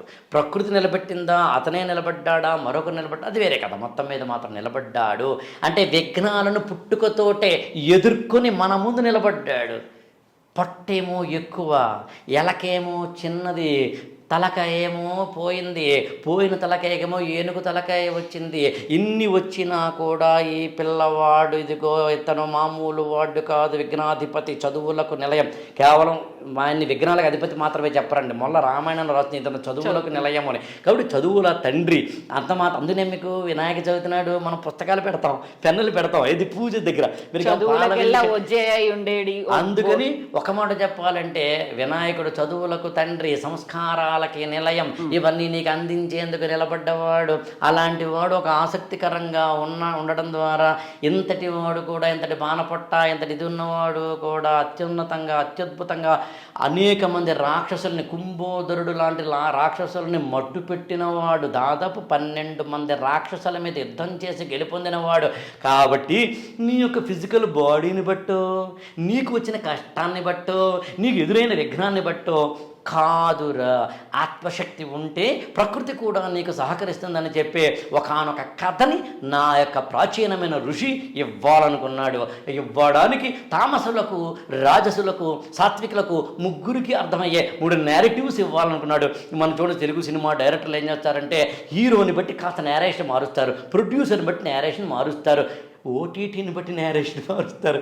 ఇక్కడ కూడా అలా చేశారని, కానీ నా ప్రాచీనమైన ఋషులు అంత గొప్పవాళ్ళని, నువ్వు బాగా బతకడానికి వాళ్ళు తమ జీవితాలను అంకితం చేశారని, తమ జీవితంలో ఉన్న సారాన్నంతటినీ పుస్తకాలు చదవడం ద్వారా మీకు ఇచ్చారని, వాళ్ళని జస్ట్ తాలిబాన్తో పోల్చకూడదని, వాళ్ళని జస్ట్ పైపైన అర్థాలతోటి ఉండకూడదని నేను చేతులెత్తి వినమ్రంగా విజ్ఞప్తి చేస్తున్నాను. అంతేగాని మా వాడు చాలా గొప్ప అని అహంకారంగా చెప్పట్లేదు. ఎందుకంటే నీ మనసు నేను మార్చాలి అనుకున్నప్పుడు నేను వినమ్రంగానే చెప్పాలి. నా జాతి గుండెల్లో ఉన్న ధ్వనిని ప్రతిధ్వనింపచేయాలి నీ గుండెల్లో అన్నప్పుడు నేను చాలా సాత్వికంగా చెప్పాలి. నా భాష చాలా మార్దవంగా ఉండాలి. నేను నీకు చాలా అందంగా చెప్పగలగాలి. నా హృదయంలో ఆర్ద్రత, నా గుండెల్లో ఒక చిన్న ఆసక్తి, తపన, కృషి నీ ముందు పెట్టగలగాలి. ఒకరోజు నువ్వు మారకపోవచ్చు, 2 రోజులు నువ్వు మారకపోవచ్చు, ఏదో ఒక రోజు మాత్రం ఇందులో ఏదో ఉంది అని అనుకునే ఒక రోజు వస్తుంది. కాబట్టి అందుకని నేను మళ్ళీ చెప్తున్నాను, మీరు ఏదైనా చెప్పండి, ఎన్ని రోజులను కూర్చోబెట్టండి. ఓ రోజు వినాయకుడి మీద చెప్పమనండి, ఓ రోజు కృష్ణుడి మీద చెప్పమనండి, ఓ రోజు రాముడి మీద చెప్పమనండి, ఓ రోజు భరతుడి మీద చెప్పమనండి, ఓ రోజు అర్జునుడి మీద చెప్పమనండి, ఓ రోజు ద్రౌపది మీద చెప్పమనండి, ఓ రోజు అగ్ని పురాణం మీద చెప్పమనండి, ఓ రోజు విష్ణు పురాణమే చెప్పమనండి. అసలు పురాణాలు ఎన్నో చెప్పమనండి. దర్శనాలు సాంఖ్యం కావచ్చు, యోగం కావచ్చు, వైశేషికం కావచ్చు, పూర్వమీమాంస కావచ్చు, ఉత్తరమీమాంస కావచ్చు, ఏదో చెప్పమందాం. లేకపోతే అల్లసాని పెద్దన మను చరిత్రలో స్వారోశిష మను సంభవం గురించి చెప్తున్నప్పుడు ఎందుకు ఒక్క మాటలో చెబుతాను, ఎందుకు మను చరిత్ర రాసినప్పుడు ప్రబంధాలలో ఏముంటుంది అన్నప్పుడు ఆశ్చర్యపోతారు. చెబితే మీరు పెద్దగా ఏం చెప్పడం. ప్రవరుడు అనే ఒక ఆయన పెళ్ళైన వాడు వెళతాడు. పెళ్ళైన వాడు వెళ్ళినప్పుడు వరుదునని అమ్మాయి అతను ప్రేమిస్తుంది. నేను ప్రేమిస్తున్నాను అంటే నాకు ఆల్రెడీ పెళ్ళైంది, నన్ను ముట్టుకోకు అంటాడు. ఇది కథ యాక్చువల్గా. తర్వాత ఏముందో మనం ఆ ప్రబంధం చెప్పుకునే రోజు వచ్చినప్పుడు చెప్పుకుందాం. కానీ పాయింట్ ఏంటంటే, ఎందుకు అల్లసాని పెద్దన మను చరిత్రలో ఆ ఒక పరస్త్రీ దాని గురించి చెప్పాడు అంటే, ఆ రోజుల్లో కృష్ణదేవరాయల వారి కాలంలో భార్యత్వం ఎక్కువగా ఉంది. ఆ రోజుల్లో వేశ్యా వృత్తి ఎక్కువగా ఉంది. కృష్ణదేవరాయల వారి యొక్క రాజధాని అయిన విద్యానగర రాచవీధుల్లో ఉండే ఒక వేశ్యల యొక్క సమూహంలోంచి వచ్చిన ట్యాక్సేషన్లోంచి ఆయన మొత్తం రాజ్యాన్ని నడిపాడు. కనీసం ఆ రోజుల్లో ఉన్న సైన్యాన్ని నడిపాడు అంటే ఆశ్చర్యం వేస్తుంది. అందుకని అది ప్రబంధమైన, కావ్యమైన, ఇతిహాసమైన, పురాణమైన, వేదమైన, మరొకటైనా ఆ మాటకు వస్తే ఇవాళ జువాలజీ అయినా, బయాలజీ అయినా, ఫిజిక్స్ అయినా, ఏదైనా మన జీవితాలకు ఉపయోగపడేదే. ప్రకృతిని చూడడం అనేది జరిగితే, ప్రకృతితో మమేకమైతే, ప్రకృతి నువ్వు కాపాడుకుంటే నిన్ను కాపాడుతుంది. ఎస్, ఇక్కడ మీకు డౌట్ రావాలి. ఇక్కడ చాలా చాలా డౌట్లు వచ్చాయి. అందులో పర్టికులర్గా ఒక మూడు క్వశ్చన్స్. పార్వతీదేవి నలుగు పిండితో వినాయకుడిని సృష్టిస్తుంది. శివుడు వచ్చాడు, అడ్డుకున్నాడని చెప్పి నరికేశాడు, ఏనుగు తలను తీసుకొచ్చాడు. అసలు పార్వతీదేవి ఒక సృష్టించింది, ఒక బాలకుడు ఉన్నాడు. ఆ విషయం లయకారకుడైనటువంటి శివుడికి తెలియదా? దేవుడు అన్నీ తెలుస్తాయి. చీమ కూడా శివుడి ఆజ్ఞ లేనిది కుట్టదు. ఎందుకు తెలుసుకోలేకపోయాడు?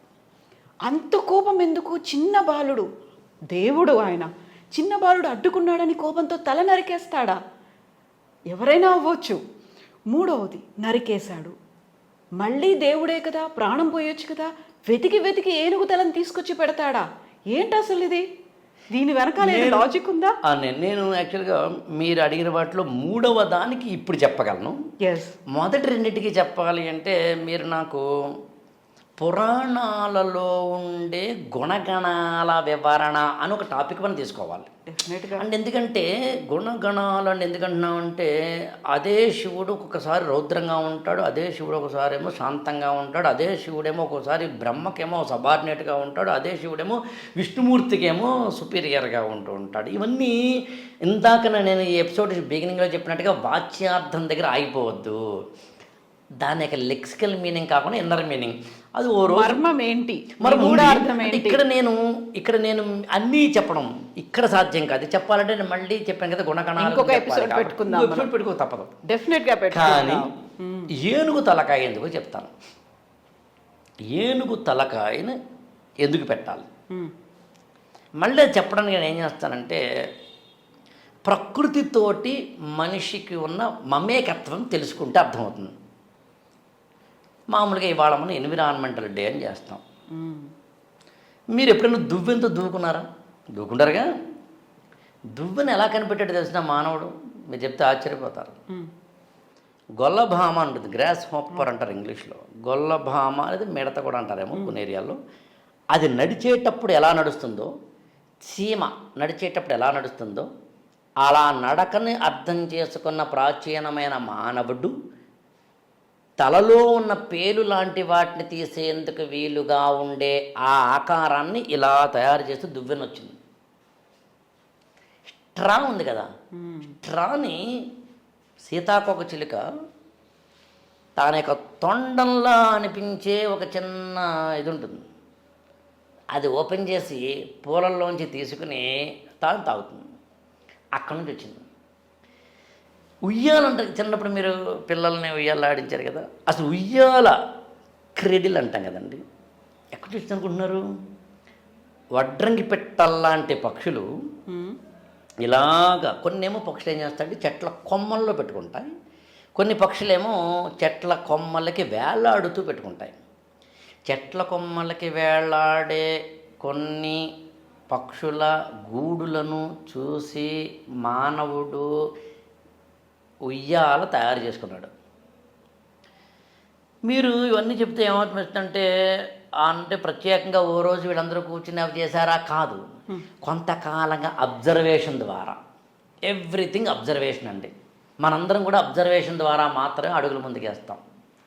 అసలు మీరు నమ్మరు, మానవుడు ఇలా అనేకమైన తయారు చేసుకున్నాడు. చెప్తూ వెళ్తే మళ్ళీ టైం సరిపోదు. కానీ అందునే human being or science is nothing but nature's copy cat అంటారు. కాపీ క్యాట్ అనే ఇడియం కూడా మనిషి తయారు చేసుకున్నది కాపీ చేసే పిల్లి నుంచి. పిల్లిని విపరీతంగా అనుకరిస్తాయి. మొత్తం జంతు జాతుల్లో అది ఒకటే ఎక్కువగా అనుకరిస్తుంది. దాని తర్వాత మళ్ళీ మంకీ, అందుకనే మంకీ సీ మంకీ డూ అని ఇంగ్లీష్లో ప్రోవెర్బ్ లేదా ఇడియం ఉంటుంది. అలా ఎందుకు చెప్తాను ఇదంటే, పిల్లల్ని కోతిలా పెంచుకుంటుంది, కంగారు జంతువు కూడా ఇలా పెంచుకోవడం అనేది చూడడం ద్వారానే పొలాలలో పనిచేసే ఆనాటి స్త్రీలు పిల్లల్ని పెంచుకున్నప్పుడు వాళ్ళ నడుము కట్టు ముందు కట్టు పెట్టుకోవడం అనేది తెచ్చుకున్నారు. ఇవాళ మన రాడారు, సోనారు లాంటివి ఏవైతే ఉన్నాయో, రేడియో డిటెక్షన్ రేంజింగ్ అని చెప్పి, అలాగే సోనార్ అంటే సౌండ్ నావిగేషన్ రేంజింగ్ అని చెప్పి మనం తెచ్చుకున్నది గబ్బిలాలలో ఉన్న సూపర్ సోనిక్ వేవ్స్ నేర్చుకున్నాం. గబ్బిలాలలో ఉన్న సూపర్ సోనిక్ వేవ్స్ అనే దాన్ని 1920 ఆ ప్రాంతంలో ప్రొఫెసర్ హ్యాట్రిడ్స్ అని ఆయన first time super sonic waves తోటి ఇవి తమ యొక్క కళ్ళు కనిపించాల్సిన అవసరం లేదు, ఎక్కడ ఏమి ఉండాల్సిన అవసరం లేదు, చూస్తూ వెళ్తాయి. ఇలా చెప్పుకుంటూ వెళ్తాము. జంతు శాస్త్రం మీద ఒకటి పెట్టుకోవచ్చు. అందునే మీకు కానీ మన ఐ డ్రీమ్ వర్క్ అని కోరేది అదే, బయాలజీ తెలిసిన ఒక ప్రొఫెసర్ని కూర్చోబెట్టండి, బయాలజీని వాళ్ళ జీవితంతో అప్లై చేయమనండి. జువాలజీ, జంతువులన్నింటిలోంచి ఏదో ఒక గుణం మనం నేర్చుకోవచ్చు. భాగవతంలో అజగరోపాఖ్యానం ఉంటుంది, ఏ జంతువు నుంచి ఏం నేర్చుకున్నాడని చెప్పేది. అది మళ్ళీ భాగవతం ఎపిసోడే చెప్పుకుందాం. పాయింట్ అలా ఏంటంటే, మీరు ఏమడిగారు? పాపం వినాయకుడి గురించి అడిగారు. నేనేం చెప్పాను?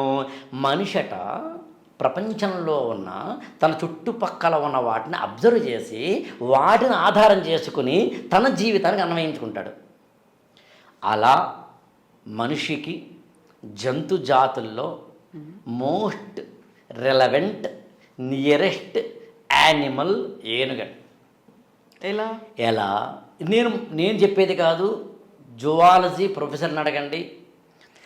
మాతృస్వామ్య వ్యవస్థ మానవుడికి ఫస్ట్ స్టార్ట్ అయింది. అంటే ఆడవారి యొక్క డామినేషన్ తోటి కూడిన స్త్రీలకు గౌరవం ఇచ్చే ఒకనొక మ్యాట్రీ లోకల్ లేదా మ్యాట్రీ లీనియల్ లేదా మ్యాట్రియార్కియల్ సొసైటీలోంచి మానవ జాతి పుట్టింది.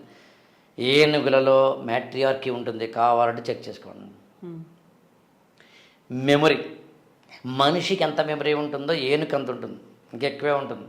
ఒకసారి ఒక వ్యక్తి కలిస్తే కనుక ఆ వ్యక్తి ఒకసారి చూస్తే కనుక 100 సంవత్సరాల తర్వాత కూడా, అంటే 100 అంటే నా ఉద్దేశం ఎక్కువ సంవత్సరాల తర్వాత కూడా మళ్ళీ ఆ ఏనుగు అతన్ని గుర్తుపట్టే అంత మన యొక్క బ్రెయిన్లో ఉన్న న్యూరాన్స్ కన్నా 3 times ఎక్కువగా దాని ఏనుగు ఉంటాయి. అంత మాత్రమే కాదు, మెమరీ ఇవి మాత్రమే కాదు, మస్ట్ అనే పేరుతో ఇంగ్లీష్ పదం ఉంటుంది, ఏనుగులకి వాడతారు. నేను యాక్చువల్గా మన ఇద్దరం ఇవాళ ఎపిసోడ్ చేయడానికి ఐ థింక్ ఒక 10-15 days ముందు టైమ్స్ ఆఫ్ ఇండియాలో ఒక ఆర్టికల్ వచ్చింది. ఎలిఫెంట్స్లో ఉండే కాగ్నిటివ్ నాలెడ్జ్ గురించిను మెమరీ గురించి చెబుతూ అందులో మస్త్ అనే పదం వాడిన ఆర్టికల్ రాసిన ఆవిడ కెన్యాలో అనుకుంటా. అక్కడ ఆవిడ రీసెర్చ్ చేస్తూ మగ ఏనుగుల్లో ఉండే సెక్సువల్ అగ్రెషన్కి ఆ పదం వాడతారు. అది మానవులతోటి అంటే పురుషులకి సమానంగా, మగవాళ్ళ సమానంగా ఉంటుందని నేచర్ అనేది చెప్తాను. అంత మాత్రమే కాదు, బాడీ లాంగ్వేజ్. నేను ఇప్పుడు మీతో మాట్లాడుతున్నాను, ఇలా కూర్చోలేదు, నేను ఇలా మాట్లాడలేదు, నేను మీరు ఇలా మాట్లాడచ్చు కదా మామూలుగా. ఒకే పోస్చర్లో కూర్చోవచ్చు కదా. వినాయకుడు మీరు చెప్పినట్టుగాను ఇలాగే మాట్లాడచ్చు కదా. మాట్లాడలేదు దాన్ని యాక్చువల్గా నా తలకాయ ఊపుతున్నాను, చేతులు ఊపుతున్నాను, కాళ్ళు ఊపుతున్నాను. ఏనుగులు కూడా అంతే, బాడీ లాంగ్వేజ్ ఎక్కువ వాడతాయి. Vocal imitation. సాధారణంగా పిల్లలు మనం మాట్లాడుతున్న దాన్ని చూసి నేర్చుకుంటారు. అది ఏ జంతువులోనూ లేదు, ఏనుగుల్లో ఉంది. ఇలా చెప్పుకుంటేందు చాలా ఉన్నాయి. అందుకని ఆ ఎమోషనల్ అంటే మీకు చెప్పాలంటే ఎవరైనా చనిపోతే మనం ఎలాగైతే అందరం గుంపు కూడి బాధపడతామో అలా ఏనుగుల్లో కూడా ఉంది. అందులో ఒక మ్యాట్రియార్కల్ సిస్టమ్ కావచ్చు, మెమరీ పవర్ కావచ్చు, మస్ట్ లాంటి సెక్సువల్ అగ్రెషన్స్ లాంటివి కావచ్చు, ఎమోషన్స్ లాంటివి కావచ్చు, లెర్నింగ్ కెపాసిటీస్ లాంటివి కావచ్చు, లేకపోతే ఇంకా టూల్ మేకింగ్ అంటాం మనం. అంటే పనిముట్లు తయారు చేయడము అనేది. మానవుడు ఫస్ట్ టైం పనిముట్లు తయారు చేయడానికి బేస్ ఏంటి అంటే బొటనవేలు. మామూలుగా అయితే చేతులు ఇలా ఉంటాయి, అన్ని జంతువులు ఇలాగే ఉంటాయి, మహా అయితే కొద్దిగా ఇలా విడిగి ఉంటాయి అంతే. కానీ ఒక మానవుడికి మాత్రమే బొటనవేలు పూర్తిగా విడిపడటం వల్ల ఏదైనా పట్టుకోవడం సాధ్యమైంది. కాబట్టి పనిముట్లు తయారు చేయడం మొదలైంది. కాబట్టి పనిముట్లు తయారు చేయడం మొదలైనప్పుడు అతను ప్రకృతి మీద ఆధిపత్యం చెలాయించడం మొదలైంది. కాబట్టి ప్రకృతికి లొంగి ఉండేది జంతువు, ప్రకృతి మీద ఆధిపత్యం తెచ్చుకునేది మనిషి. కాబట్టి అలా మానవ ప్రగతి సాధ్యమైంది. అది వేరేనే ఎప్పుడైనా ఆంథ్రోపాలజీ అని చెప్పి మీరు ఆ చాప్టర్లో చెప్పుకునే ప్రయత్నం చేద్దాం. బొటనవేలు అన్నారు కాబట్టి ఏకలవ్యుడి గురించి కూడా మాట్లాడుకోవాలి. అంటే గురువుల్లో ఉండేటువంటి వివక్ష ఎలా ఉంది, అలా అయినప్పుడు గురువు ఎలా అవుతాడు. సో అందుకని అలా అనుకున్నప్పుడు ఒక్క మాటలో చెప్పాలి అంటే ఇన్ని రకాలైన వాటిల్లో మనకి టూల్ మేకింగ్ ఏదైతే ఉందో, టూల్ యూటిలైజేషన్ ఏదైతే ఉందో అది మళ్ళీ జంతువుల్లో ఎక్కువగా ఉన్నది ఏనుగు. కాబట్టి ఆ ఏనుగు బాడీ లాంగ్వేజ్ కానీ, బ్రెయిన్ పవర్ కానీ, మెమరీ పవర్ కానీ, ఇంటెలిజెన్స్ కానీ, ఇప్పుడు మనం చెప్పుకున్న ఎమోషన్స్ కానీ, tool making and tool utilisation కానీ, ఇన్నింటిలో మనిషికి దగ్గరగా ఉన్నది ఏనుగని ఆనాటి మానవుడు అలా చూశాడు, ఊహించాడు, అర్థం చేసుకున్నాడు. కాబట్టి ఏనుగు శిరస్సుని ఇతనికి అమరిస్తే బాగుంటుందని ఆయన అనుకున్నాడు. దీనికి నేను అంటే ఎంత ఉందా అండి, వాళ్ళకి ఎంత తెలుసునా అండి, వాళ్ళంతా గొప్పవాళ్ళ అనేదానికి గంటల తరబడి కూర్చొని నేను చర్చించగలను తప్ప ఏమీ చేయలేను. బట్ నేను నమ్ముతున్నాను, నాకు ఇలా ఇంటర్ప్రిటేషన్ అనిపించింది. ఎవరి ఇంటర్ప్రిటేషన్ వాళ్ళది. నాకు అనిపించింది ఇది. ఆ రోజుల్లో నేను ఎందుకు చెప్తాను ఇది ఎంత అంతే అంటే, ఆయన ఆ రోజుల్లో ఆయన అంటే కూడా ఆనాటి ఋషి వ్యాసుడు కావచ్చు, మరొకరు కావచ్చు, వారు అందించింది ఇవాళ కూడా అప్లై చేయడం నాకు ఇష్టం. ఇవాళ కూడా మనం టైగర్స్ని కాపాడుకోవాలనుకోవటం లేదా, ప్రాజెక్ట్ టైగర్. ఇవాళ కూడా మనం ఎలిఫెంట్స్ని కాపాడుకోవాలనుకోవట్లేదా, ప్రాజెక్ట్ ఎలిఫెంట్. ఆ మాటకు వస్తే ప్రకృతిలో ఉన్న ప్రతిదాన్ని మనం కాపాడుకోవాలి. మీకు తెలుసునా, కాకి మీద మాత్రమే ఓ రోజు ప్రత్యేక ఎపిసోడ్ పెడదాం. కాకి కనుక లేకపోతే మన జీవితం చచ్చిపోద్ది. అందులో ఆ కాకి గురించి మనం మాట్లాడడం. రాబందులు ప్రపంచంలో ప్రతి సెప్టెంబర్ మొదటి శనివారం నాడు ఇంటర్నేషనల్ వల్చర్స్ అవేర్నెస్ డే, అంతర్జాతీయ రాబందుల అవేర్నెస్ అంటే ఏదో వాటి యొక్క దినోత్సవం. స్పారో డే ఉంది. స్పారో మీరు స్పారో గుర్తొచ్చేది కాబట్టి పిచ్చుకలే కదా మీరు అనేది. పిచ్చుకల గురించి చెప్తాను చూడండి. ఇప్పుడు రాబందులు అండి, పిచ్చుకల గురించి చెప్తాను. ముందు రాబందుల గురించి చెప్పనండి. రాబందులు రామాయణంలో జటాయు ఎవరండి, రాబందే కదా.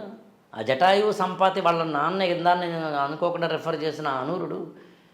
మరి జటాయువు అంటే రాబందుని జటాయువుగా చేసి రామాయణం ఒకసారి చదవండి. జటాయువు సంపాతి రామాయణంలో హెల్పింగ్ నేచర్ తోటి కూడిన పక్షి జాతికి చెందిన వాళ్ళు కనిపిస్తారు. కావాలంటే చూడండి. అంటే రాబందు హెల్ప్ చేస్తుందిరా నీకు, నువ్వు దాన్ని కాపాడరా అని చెప్పడం. అలా కాపాడకపోవడం వల్ల భారతదేశంలో గత 20 ఏళ్లలో, ముఖ్యంగా 15 ఏళ్లలో డైక్లోఫెనాక్ అనే ఒక మందుని విపరీతంగా వాడటం వల్ల, జంతువుల్లో అది వాడటం వల్ల వాటి వల్ల అంటే వెటర్నరీ మెడిసిన్ అది, దానివల్ల జంతువులు చనిపోయిన తర్వాత వాటికి అడేబరాల్లో డైక్లోఫెనాక్ ఉండిపోవడం వల్ల రాబందులు వాటి మీద వాలి అవి తిన్నప్పుడు అవి రాబందులు చచ్చిపోవడానికి కారణమవుతున్నాయని గమనించడం అనేది జరిగిందని చెబితే, రాబందులు లేకపోతే కనుక ప్రతి ఏడాది కళేబరాల మీద ఉన్న వాటి యొక్క క్రిమికీటకాలను పోగొట్టే పరిస్థితి ఉండదు, కళేబరాలనే తినే పరిస్థితి ఉండదు. అలా తినే పరిస్థితి లేనప్పుడు ప్రతి సంవత్సరము మన భారతదేశంలో 6 లక్షల మంది కేవలం క్రిమికీటకాలు ఇప్పుడు చెప్పిన కాజు వల్ల చనిపోతున్నారు అన్నప్పుడు మరి రాబందుకు నువ్వు దండం పెడతావు, గబ్బిలానికి నువ్వు దండం పెడతావు, నిద్దంపు లేత కస్తూరి ముద్దవోలే అంటాడు జాషువా గబ్బిలం అనే కావ్యంలో.